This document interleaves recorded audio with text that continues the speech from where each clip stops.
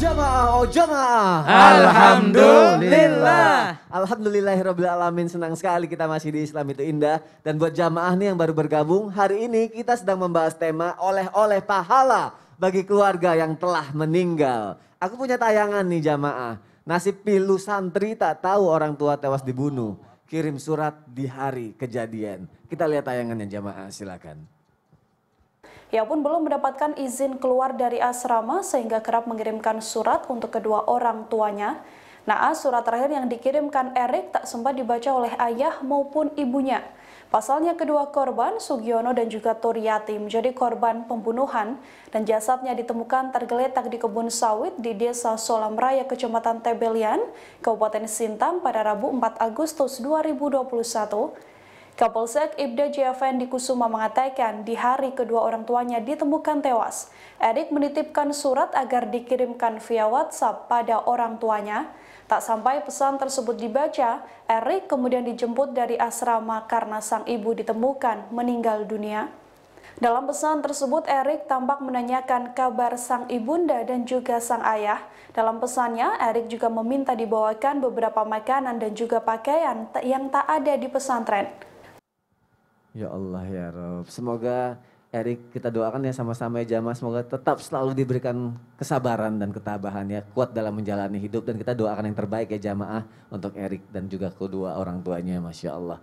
Kita lanjutkan lagi jamaah yang ada di rumah, kali ini oleh-olehnya yang tadi mau dijelasin sama Habib sempat kepotong biar penasaran katanya, ada hubungannya nggak dengan tayangan tadi Bib? Oleh-oleh yang katanya bisa dilakukan di mana saja, kapan saja, dan insya Allah bisa menjadi pahala untuk kedua orang tua di saat keluarga kita sudah meninggal. Mohon penjelasannya Habib Ya, Usman. khairafwan masuni afwan dari Raja Ustadz Syam.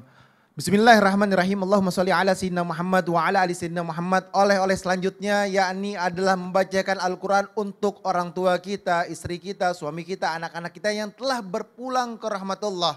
Man mara ala magabir wa qara'a qul huwallahu ahad 11 marrah thumma wahba ajrahu lil amwat a'tiya minal ajri bi'adadil amwat. Barang siapa yang melewati pemakaman atau tempat kuburan, kemudian dia membacakan surat Al-Ikhlas, Qul huwallahu ahad, Allahus samad, lam yalid walam yulad, walam yakul lahu kufuwan ahad, 11 kali, yakni pahalanya dihibahkan kepada semua orang yang sudah meninggal dunia yang ada di pemakaman tersebut. Yang dimana dia bacakan Qul huwallahu ahad ini adalah dia mendapatkan yakni satu oleh-oleh ataupun hadiah kepada magabir, kuburan ataupun makam yang ada di tempat tersebut. Maka dia mendapatkan pahala sebanyak semua orang yang ada di pemakaman itu. Itu ada 100 orang, dia dapat 100. Ada 1000 orang, dia dapat 1000.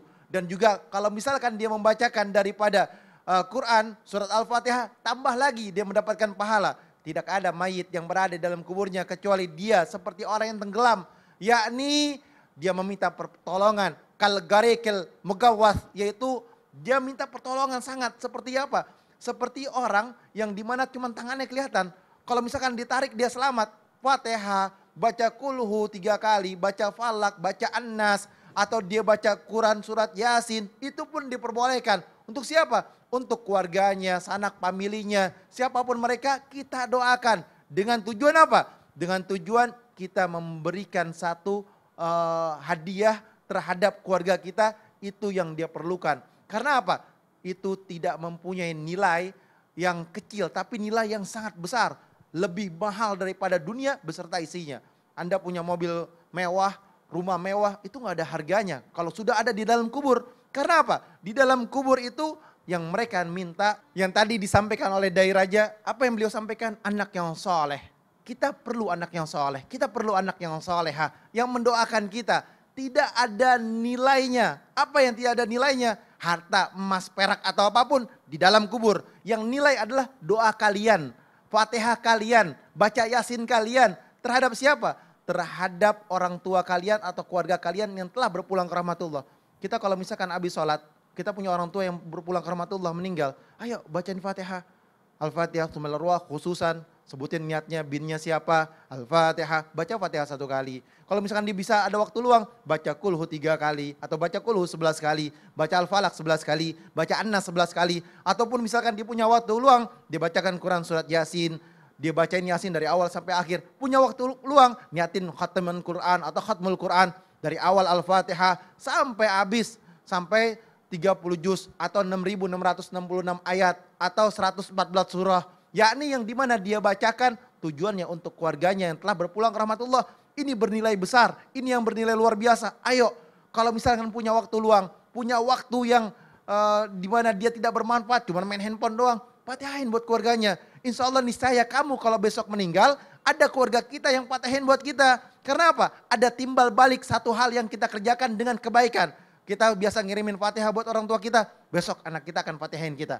Ngajiin kita, bacain Quran kita, dan lain sebagainya. Bahkan ada yang niat menghatamkan Al-Quran ya Bib ya, untuk keluarga yang sudah meninggal ya. Masya Allah. Habib Usman terima kasih untuk penjelasannya, tadi bagus banget Habib bilang kalau kita biasa akan mendoakan orang lain, insya Allah akan banyak juga orang yang akan mendoakan kita nantinya, Masya Allah. Betul. Kita lanjutkan lagi jamaah yang ada di rumah, semakin menarik pembahasan kita berhubungan dengan oleh-oleh yang akan kita berikan kepada kerabat yang sudah meninggal. Kira-kira oleh-oleh yang satu ini jamaah ngerti gak ya, aku jelasin ya. Oleh-olehnya adalah berhubungan dengan kita harus sukarela. Kita harus meninggalkan sifat dendam. Kalau kita mau memberikan pahala kepada orang yang sudah meninggal. Apa itu? Dai Raja, mohon penjelasannya Dai. Tabe, Habib, Tafadhol. Mas Soni. Masya Allah, subhanallah, walhamdulillah, wala ilaha illallah, wallahu akbar. Ada 3 bentuk pengabdian anak kepada orang tua yang sudah meninggal. Yang pertama kata Rasulullah Sallallahu Alaihi Wasallam, jangan pernah bosan mendoakan orang tua kita. Orang tua kita yang berada dalam kubur sangat bahagia sekali.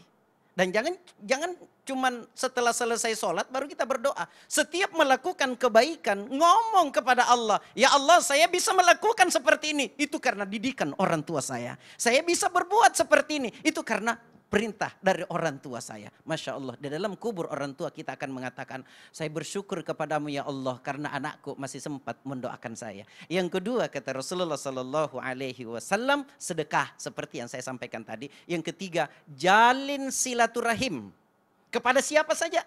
Ya, apalagi yang pernah ditemani cekcok atau yang pernah tiba ribut, maka tetapnya harus jalin silaturahim. Ya, karena Rasulullah Sallallahu Alaihi Wasallam ini keluarga yang ditinggalkan maksudnya. Keluarga yang ditinggalkan itu tetap harus jalin silaturahim. Karena Rasulullah Sallallahu Alaihi Wasallam bukannya meninggal. Kalau yang sudah meninggal ngapain silaturahim lagi? Serem juga deh. Iya, jangan salah paham Mas. Rasulullah Sallallahu Alaihi Wasallam mengatakan, siapapun la yadkhulul jannah qati'ur rahim, tidak akan masuk ke dalam sorga orang yang memutuskan hubungan silaturahimnya. Salah seorang sahabat datang bertanya kepada Rasulullah, ya Rasulullah, walaupun ibadahnya bagus, walaupun sholatnya bagus, walaupun hubungannya kepada Allah baik, Rasulullah mengatakan tidak akan masuk ke dalam sorga kalau cuma hubungannya kepada Allah saja baik, sesama manusia tidak baik. Ada satu riwayat nih, kenapa saya katakan riwayat Habib? Karena saya belum mendapatkan siapa perawinya. Salah seorang ahli ibadah namanya Abu Ayyub bin Hisham, kalau tidak salah ingat itu. Abu Ayyub bin Hisham seorang ahli ibadah yang tiap malam sholat, baca Quran, luar biasa. Selama kenal yang namanya baca Quran, tidak pernah dia tinggalkan yang namanya baca Quran. Selama kenal yang namanya sholat jamaah, kadang iktikaf lagi dalam masjid. Selama kenal yang namanya puasa, tidak pernah lagi tinggalkan puasa. Suatu ketika Abu Ayyub bin Hisham begitu bangun dari tidurnya, kagetnya luar biasa. Siapa yang tidak kaget? Kenapa kaget? Tiba-tiba di pinggir sumurnya ada orang yang duduk. Bib, kalau bangun tidur ada orang duduk di ruang tamu, kira-kira bagaimana kejadiannya, Bib? Kalau saya, the power of kepepet. Apa tuh? Biar tembok tinggi saya loncat.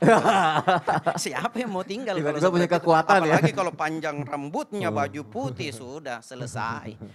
Saya akan tinggalkan, lari terbirit-birit. Pura-pura pingsan. Iya, pura-pura pingsan Bagus saja. juga tuh.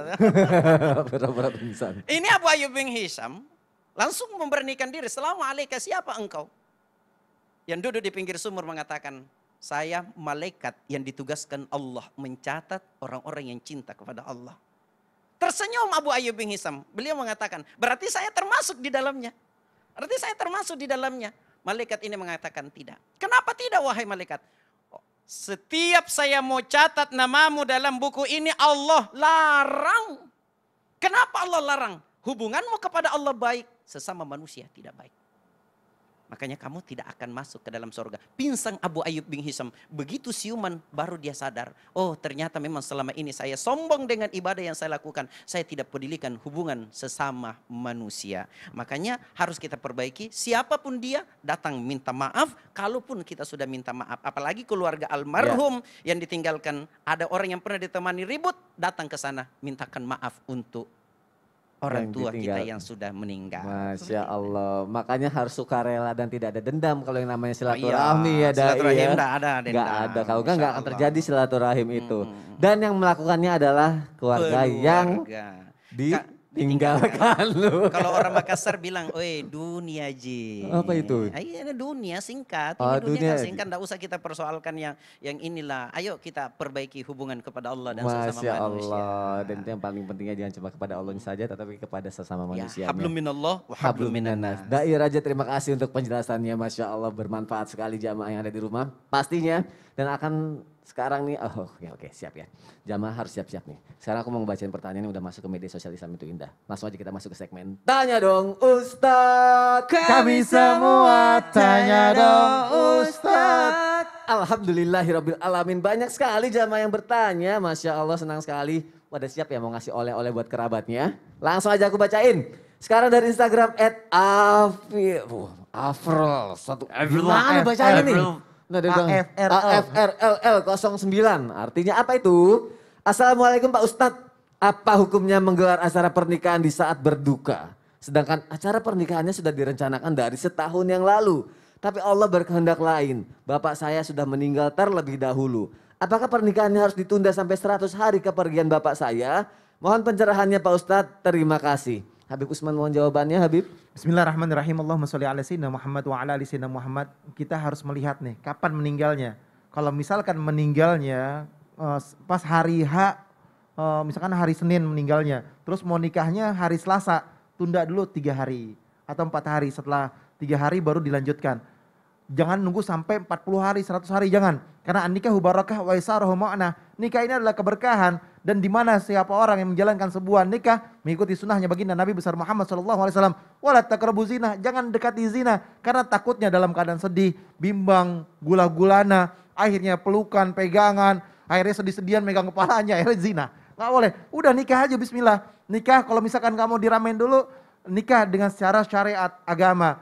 Besokannya baru nikah dengan secara hukum yang benar dengan mengikuti aturan negara. Karena apa? Nikah dulu, habis itu dia rame-ramein atau pestanya juga nggak jadi masalah. Atau nikah sekalian pakai KUA dan lain sebagainya, resepsinya nggak usah. Nanti tunggu setelah 40 hari atau 100 hari juga nggak jadi masalah. Ini adalah satu hal yang dimana harus dijalankan. Intinya apa? Nikah adalah keberkahan dan yang kedua adalah dilaksanakan pernikahannya secara agama dan secara hukum negara. Dan yang ketiga adalah kalau mau diramai-ramaikannya setelah 40 hari atau 100 hari nggak jadi masalah. Tapi nikahnya disegerakan. Baik, Masya Allah. Terima kasih Habib Usman untuk Ya, penjelasannya. Semoga terjawab ya jamaah yang ada di rumah ya. Pertanyaan selanjutnya dari Instagram, ada di belakang aku ya jamaah. @fitriafahri18. Assalamualaikum Ustadz, Ustazah izin bertanya. Apabila kita mendoakan almarhum nenek atau kakek kita yang telah meninggal, tapi beliau non-muslim. Apa doa kita akan sampai kepada almarhum Ustadz, Ustazah? Jazakallah khairan kasiron. Baik, wah ini pertanyaannya bagus sekali jamaah. Semua pertanyaan bagus, tapi untuk pertanyaan yang satu ini mungkin mohon dijawab Ustadz Syam dengan kita sama-sama pengen mendengarkan tausiah dari Ustadz Oh Syam. gitu langsung berdiri. Langsung berdiri. Tapi Silakan, guru-guru Ustadz. Habib Utsman, Dai Raja, Mas Soni serta guru-guru kami yang dimuliakan Allah Subhanahu wa taala. Baik, langsung ku jawab pertanyaannya tidak kemana-mana. Mendoakan saudara kita yang non muslim yang masih hidup, semua ulama sepakat boleh dan sampai doanya. Maksudnya ya Allah nenekku ya Allah semoga ya Allah sebelum meninggal dunia dia masuk Islam. Nah boleh. Nah itu boleh, sangat-sangat boleh. Sembuhkan nenekku, sembuhkan kakekku walaupun dia non muslim. Itu boleh. Lancarkan rezekinya tetanggaku walaupun dia non muslim. Lancarkan rezekinya. Minta kebaikan kalau dia masih hidup. Yang kedua, kalau dia sudah meninggal maka fuqaha. Ya bukan saya mengatakan. Fuqaha ahli fikih mengatakan bahwasanya kita sudah beda server. Jadi mendoakannya tidak boleh. Sebagaimana dalam kisah yang disebutkan Nabi Ibrahim alaihissalam mendoakan ayahandanya, mengistighfarkan tidak bisa. Kenapa? Karena ayahandanya adalah dari kalangan musyrikin. Orang-orang yang musyrik. Kemudian Nabi Muhammad SAW juga ditegur oleh Allah Subhanahu wa Ta'ala. Tidak bisa mendoakan orang tua yang sudah meninggal dunia. Itu kalau yang ngejawab ahli fikih. Tapi kalau yang ngejawab sufi, bedanya fikih sama sufi, ya. Kalau yang menjawab adalah sufi, orang yang mendekatkan diri kepada Allah Subhanahu wa Ta'ala, yang husnudzon kepada Allah, ya udah, akhlak sebagai anak ya tetap mendoakan orang tua. Akhlak sebagai anak mendoakan orang tua. Urusan sampai tidak sampai urusan Allah. Yang jelas saya berakhlak terhadap orang tua saya. Tapi bukan berarti kita membolehkan gitu. Cuman kata ahli sufi ya udah gitu ya. Termasuk salah satunya guru-guru kita yang mungkin seperti Habib Umar ya. Beliau dalam riwayat disebutkan dari murid-muridnya. Saya pernah nanya juga sama Habib Muhammad bin Syahab. Beliau mengatakan kalau guru kita itu ya udah doain aja. Doain aja, kenapa? Karena ada yang namanya akhlak. Intinya sepakat kita bahwa doanya tidak sampai kalau sudah meninggal dunia orang yang non muslim. Doanya tidak sampai anaknya. Tapi sebagai akhlak tetap anak itu berbuat baik kepada orang tuanya. Jamaah jangan kemana-mana ya. Setelah ini aku akan kembali membacakan pertanyaan yang sudah masuk ke media sosial Islam itu Indah. Dijawab lagi nanti sama guru-guru kita. Tetap di Islam itu Indah. Jamaah, oh jamaah. Alhamdulillah.